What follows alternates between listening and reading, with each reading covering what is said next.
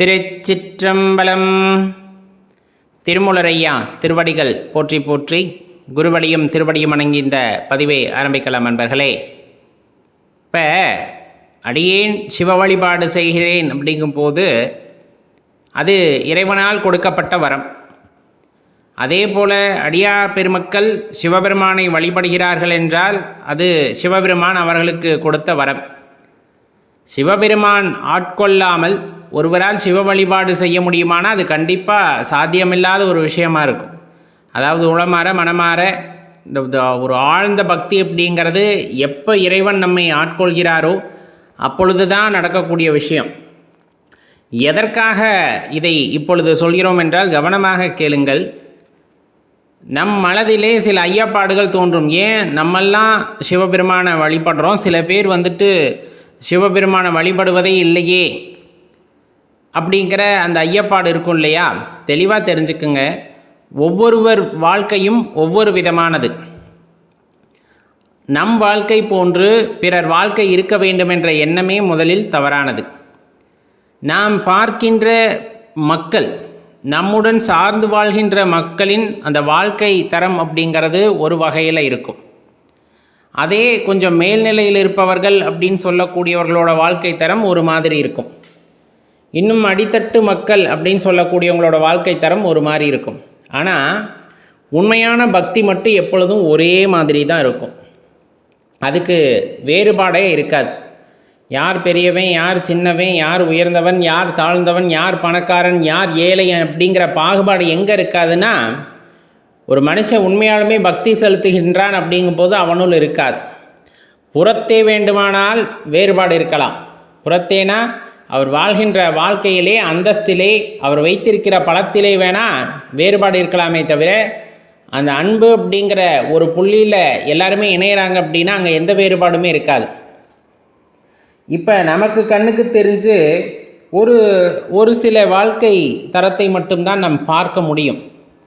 ஆனால் நம் கண்ணுக்கு தெரியாத வாழ்க்கை முறை அப்படிங்கிறது நிறைய இருக்குது. அப்படி இருக்கையில் அவங்களுக்கெல்லாம் அந்த வரம் கிடைக்கவில்லையே அப்படின்னு நினைக்கும் போது தெளிவாக தெரிந்து கொள்ள வேண்டிய விஷயம், இன்னும் அவர்கள் பக்குவப்பட்டு வர வேண்டும். அப்போ நம்ம பக்குவப்பட்டுட்டோமா? ஏன்னா சிவபெருமானை வழிபட ஆரம்பிச்சிருக்கமே, நம்ம பக்குவப்பட்டுட்டோமானா ஓரளவுக்கு புரிதல் உண்டாயிருப்பதன் காரணமாகவே இறைவன் உங்களுக்கு அனைத்தையும் விளங்க வைக்க வேண்டும் என்ற எண்ணத்தை கொடுத்து அவர் ஆட்கொண்டு உங்களை சிவ வழிபாடு செய்ய வைத்திருக்கிறார். இன்னும் புரிதலின் அடிப்படையே இல்லாதவர்களுக்கு இன்னும் வாழ்க்கையை பற்றின புரிதலை முதலில் கொடுக்க வேண்டும் என்றுதான் இன்னும் அவர்களுக்கு சிவ வழிபாடு செய்வதற்கான அந்த வாய்ப்பை நல்காமல் இருக்கின்றார். ஒரு குறிப்பிட்ட காலகட்டத்தில் அவர்களையும் ஆட்கொண்டார் என்றால், ஏன்னா நம் மனதும் கொஞ்சம் அந்த பக்கமாக நாடி செல்லணும், வழிபாட்டை நாடி செல்லணும். அதை தவிர்த்து ஆசாபாசங்களிலே இருக்கும் பொழுது அவர்கள் என்ன கேட்கிறார்களோ இறைவன் கொடுத்து கொண்டே தான் இருப்பார். சிவபெருமான் கொடுத்து கொண்டே இருப்பார். எனக்கு கார் வேணும் கொடுத்துருவார், பங்களா வேணும் கொடுத்துருவார், என்னென்னலாம் கேட்குறாங்களோ எல்லாத்தையும் கொடுத்துருவார். ஆனால் அதனால் விளையக்கூடிய விளைவுகளை நாம் தான் சமாளித்தாக வேண்டும். அது நம்மளுடைய பொறுப்பு இல்லையா?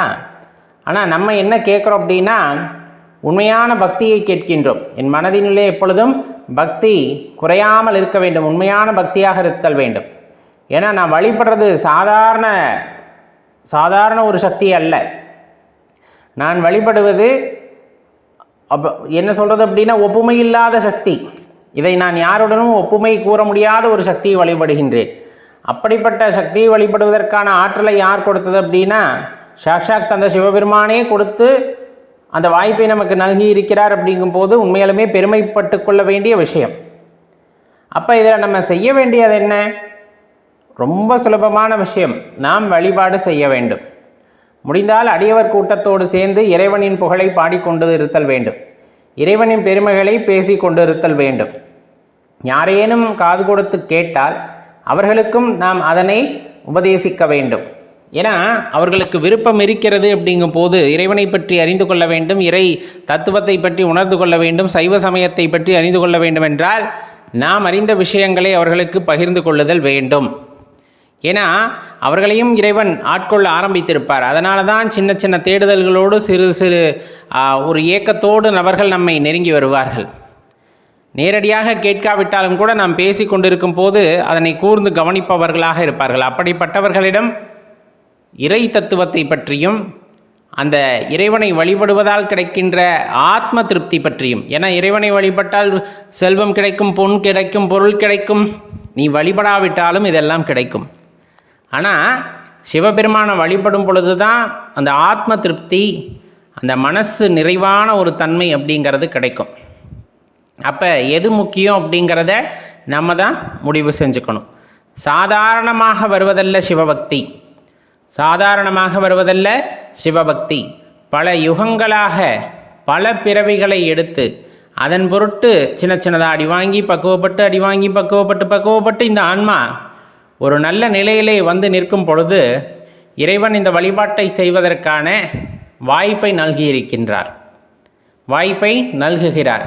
அதன் பொருட்டு இறைவன்பால் தீராத அன்பு கொண்டு, அவர் மீது தீராத காதல் கொண்டு நாம் செய்கின்ற இந்த பக்தியானது கண்டிப்பாக ஒரு உயர்வினை ஏற்படுத்தக்கூடியதாகத்தான் இருக்கும் அப்படிங்கிறத மனதில் வைத்து கொள்ளுங்கள்.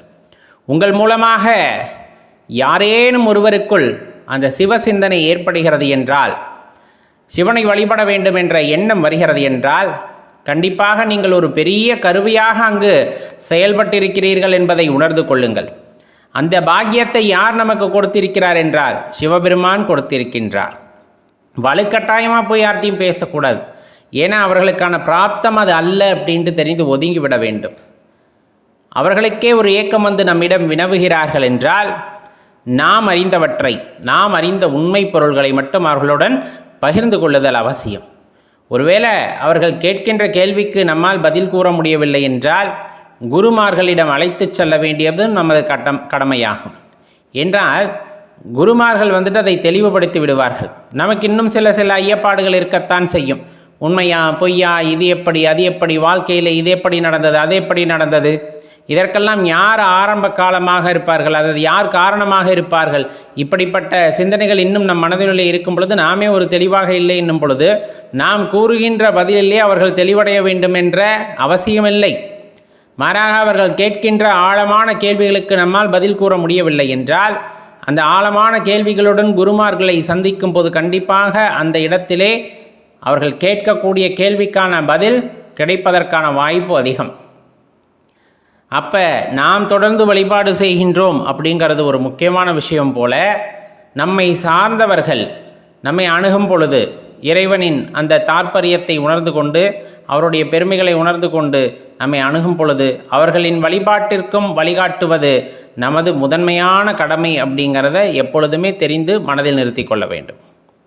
ஏன்னா அதுவுமே புண்ணியம்தான். ஒருவர் நல்ல வழியிலே புண்ணிய பாதையிலே நடக்கின்றார், அந்த நடப்பதற்கான காரணமாக நாம் இருந்திருக்கின்றோம் அப்படின்னா கண்டிப்பாக சொல்லப்போனால் அதை விட பெரிய புண்ணியம் இந்த உலகத்தில் வேறேதும் இருக்க முடியாது அப்படிங்கிறத தெளிவாக தெரிஞ்சுக்குங்க. நம்மளால் ஒரு சின்ன செங்கக்கல்ல கூட நகர்த்த முடியாது, எல்லாம் இறைவனின் தீர்மானமே. அதே போல தான் இந்த நொடியும் நம்ம சொல்கிறது, ஒருவர் மனதிற்குள்ளே சிவபக்தி வருவதற்கு நீங்கள் காரணமாக இருந்தீர்கள் என்றால் அதை விட வேறு பெரிய புண்ணியம் வேறு எது வேண்டும் யோசித்து பாருங்கள். காரணம், அந்த சிவபக்தி மனிதனை நல்லொழுக்க பாதையிலே இழுத்துச் செல்லும், ஆத்ம திருப்தியை உண்டாக்கும், அவன் யார் என்பதை அவனுக்கு உணர்த்தும். அப்படி உணர்ந்து கொள்கின்ற ஆத்மாவானது மிகவும் உயர்வானதாக இருக்கும்.